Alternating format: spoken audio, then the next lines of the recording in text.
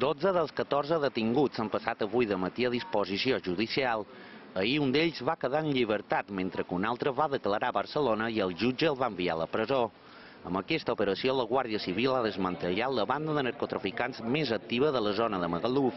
En total s'han intervingut 3 quilos de cocaïna de gran puresa, pastilles de MDMA, haixís, metamfetamina, 4 vehicles i 103.000 euros en metàl·lic.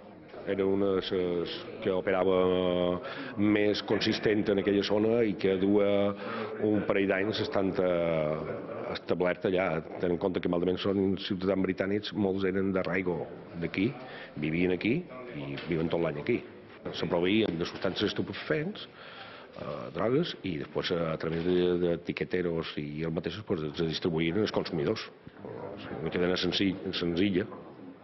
També s'han confiscat diversos objectes que han cridat l'atenció dels investigadors, com aquesta balança camuflada com un CD o aquests 2 rellotges. Los relojes son para demostrar, ellos mismos los tenían para demostrar el nivel de vida que llevaban, ¿no? Esta gente. El coste es bastante caro, este puede rondar los 30.000 euros y este el Cartier que está más. Aquesta intervenció es va iniciar arran de l'operació Dahu, duita a terme el mes de juliol de l'any passat i durant la qual ja es varen detenir 4 persones i es requisaren 4,8 quilos de cocaïna.